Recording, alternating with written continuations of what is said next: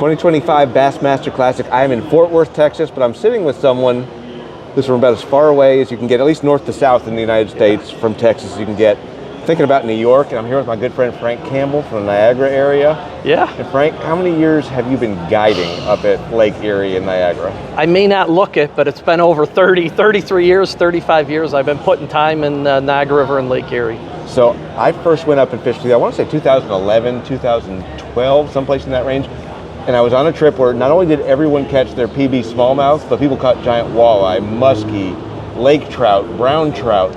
What makes it such an amazing multi-species fishery? Well, I think it's big water. It has, access to both Lake Erie and Lake Ontario and the Niagara River. So you're talking about the opportunity to probably catch, more diversity, size, and numbers of fish than I would say any freshwater destination in the country.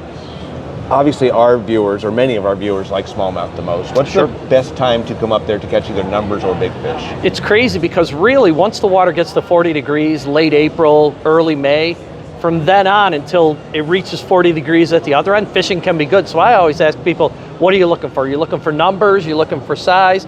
Or are you looking for just a certain way to catch them? I got a lot of guys that come in the summertime because they can catch them on spinner baits. They may not be as big as you're going to get in May, but the potential is always there. What I say is every cast could be your personal best. It really could. And how many 5-pound class fish would you say you and your clients catch in the course of a year? It's usually, I'm going to say, in the recent past, probably 5-pounders are pretty common. We get one a day, I would say, would be an average, but we see a lot of 4-pound fish, and the upside to that is we're seeing maybe a few less fish, but more big fish. So we see a lot of 4s, a lot of 3.5 to 5 pounds are actually pretty common fish. One thing I always worry about when I'm going to a big water fishery is going all the way to Buffalo and getting blown out by the wind. Do you have contingency plans if the wind blows? That's probably the biggest positive that we have going. We have Lake Erie, Lake Ontario, as you said, but the Niagara River, there seems to always be a place to get out of the wind. I've talked to too many people that maybe go down to, a big water destination and it's blowing out of the north or the south. We have some place to hide because of the way geographically we're located. On a south wind, you can fish Lake Ontario very well. On a north wind, you can fish Lake Erie well. So, there's always something going on. I know you keep a really busy schedule.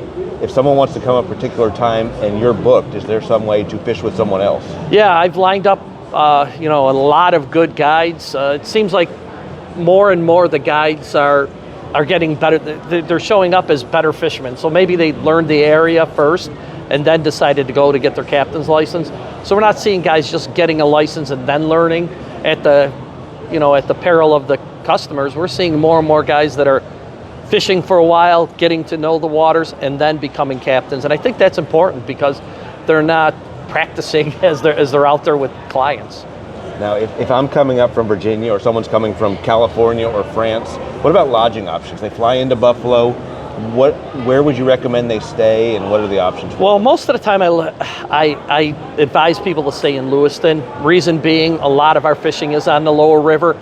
It's accessible right across the street from some of the hotels, and Buffalo's close enough so it's a central location.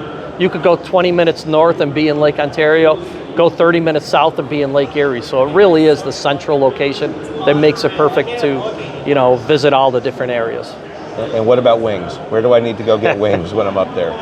I'll be honest with you, Pete, it's harder to find bad wings than it is to find, because everyone has that little difference, but if you can find a bad wing in our area, people know about it. If they're still in business, it's because they have good wings. So I have a personal favorite, the Craft on 3rd Street, Brickyard, but you'll hear a lot of people say, Barbell or the Anchor Bar, which are the originators. So there's a lot of opportunities. You can almost do a whole month of eating wings at different places.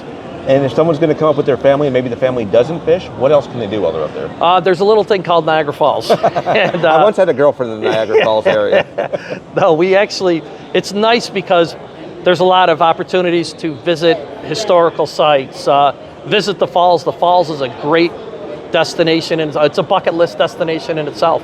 So we have Niagara Falls, we have great fishing, we have history, we have opportunities for outdoor recreation such as hiking, kayaking. I mean, we really do offer a lot of stuff.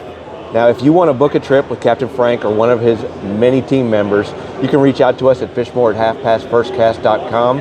If people want information about your general area, what's the best place to look? NiagaraFallsUSA.com. NiagaraFallsUSA.com. You owe it to yourself to go there, and if you go once, I'm pretty sure you'll go back.